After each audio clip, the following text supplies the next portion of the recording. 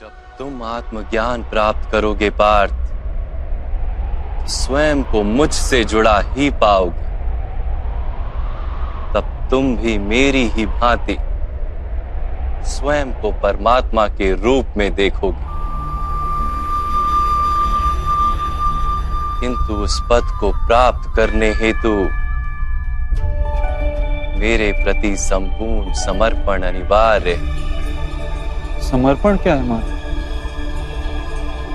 समर्पण मन की ऐसी स्थिति का नाम है जब मनुष्य अपने सारे संकल्पों का त्याग कर देता है, स्वयं से किसी प्रकार के निर्णय अथवा प्रण भी नहीं लेता। जिस प्रकार के कार्य उसे दिए जाते हैं उसी प्रकार के कार्य करता है। वास्तव में समर्पण का अर्थ होता है अपने आप, अपने मन को, बुद्धि को, ज्ञान को, इच्छा को, आशा को, अपनी भावनाओं को, अपना सब कुछ किसी को अर्पण कर देना। और ऐसे समर्पण को भक्ति कहते हैं।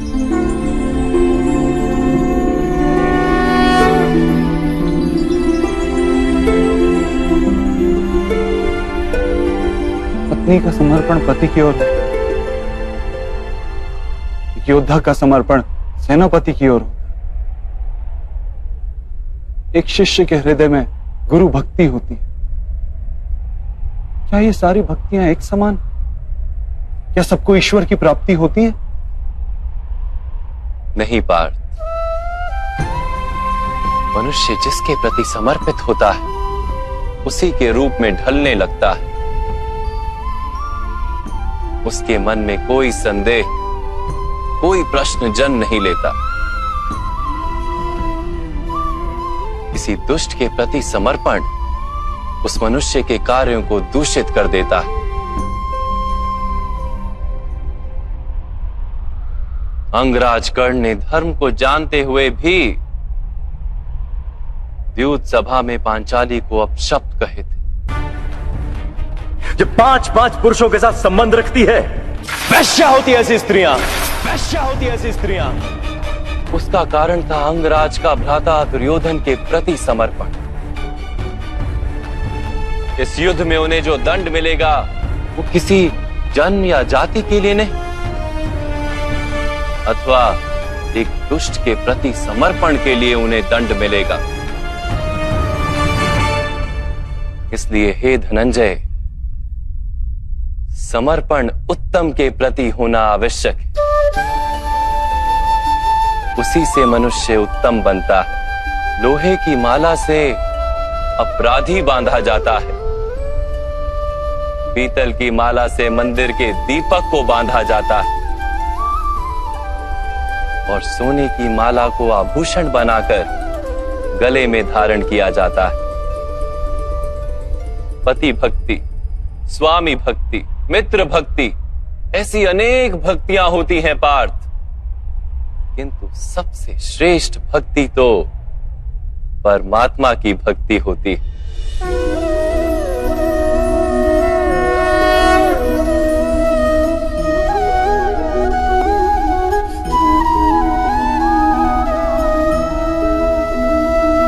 किंतु परमात्मा की भक्ति का सांख्य अथवा कर्म योग से क्या संबंध है? सांख्य योग के कारण मनुष्य स्वयं को आत्मा के रूप में जानता है। कर्म योग से वो जीवन के बंधनों से छूट जाता है, और भक्ति के कारण मनुष्य को परमात्मा के वास्तविक रूप का ज्ञान होता है। परमात्मा के ज्ञान से मनुष्य जन्म मरण के फेरों से छूटकर सच्चिदानंद स्वरूप को प्राप्त कर लेता है।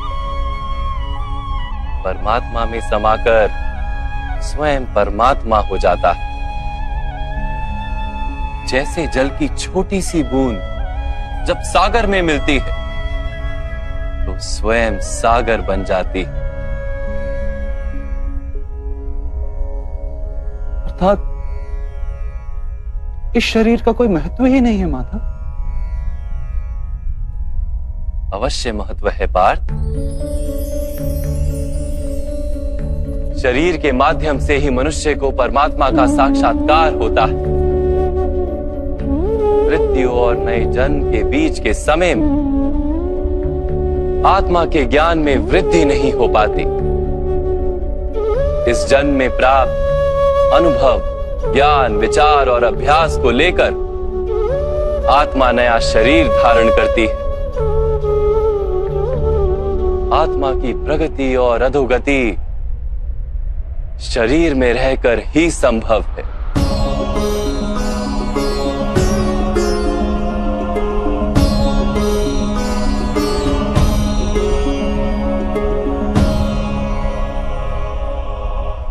परंतु माधव, यहां उपस्थित व्यक्तियों का वध करके क्या हम उनके उद्धार की संभावना को नष्ट नहीं कर देंगे?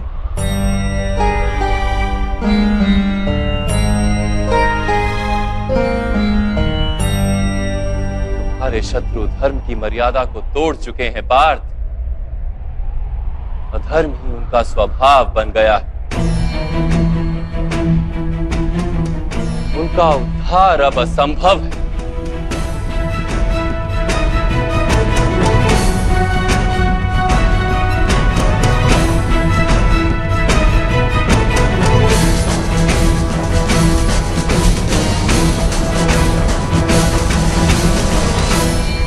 अपराधी को एक सीमा तक ही उद्धार का अवसर दिया जा सकता है।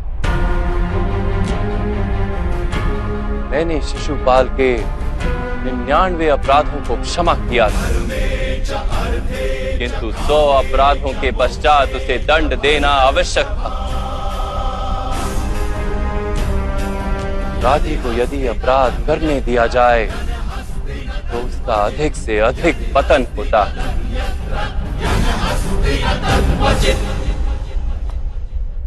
उसे अधर्म से रोकने में ही करुणा है धनंजय। ये आत्माएं मरेंगी नहीं। अधर्म से दूषित शरीर का त्याग करके नया शरीर धारण करेंगी और उस शरीर में उनकी प्रगति की संभावना अधिक होगी। इस विचार से यदि तुम युद्ध करोगे तो वो उचित है। मनुष्य का शरीर उसकी संपत्ति भी है और मर्यादा भी। धर्म के मार्ग पर प्रवास करने वाला मनुष्य अपने शरीर को शुद्ध करता है और उसके माध्यम से आत्मा का साक्षात्कार करता है। इसी को क्षेत्र क्षेत्रज्ञ संबंध कहा गया है। मैं इसका तात्पर्य नहीं जान पाया माधव। जब मनुष्य ये जान लेता है कि उसका शरीर एक भूमि का टुकड़ा है, अर्थात क्षेत्र है, और वो उस शरीर में रहने वाला, उस शरीर को समझने वाला अर्थात क्षेत्रज्ञ है, तब वो शरीर के माध्यम से अपनी प्रगति साध पाता है। आत्मा शरीर में रहकर 3 गुणों का समतोलन करती है। तमस को घटाकर सत्व को बढ़ाने का उपाय करती है और ईश्वर की भक्ति करके परमात्मा के साथ एक हो जाती है। भक्ति कैसे की जाती है माधव? क्या समर्पण ही भक्ति नहीं? नहीं पार्थ, समर्पण तो भक्ति का प्रथम चरण है। वास्तव में भक्ति किसी कार्य का नाम नहीं, वो तो केवल मनस्थिति का नाम है। आवश्यक है कि मनुष्य जब तब यज्ञ, याग, यम, नियम, योग और स्वाध्याय के माध्यम से अपने अंतर को शुद्ध करे और परमात्मा के प्रति समर्पित रहे। मनुष्य अपने सारे कार्य, सभी कार्यों के फल, अपने जीवन का प्रत्येक श्वास परमात्मा को समर्पित करता रहे।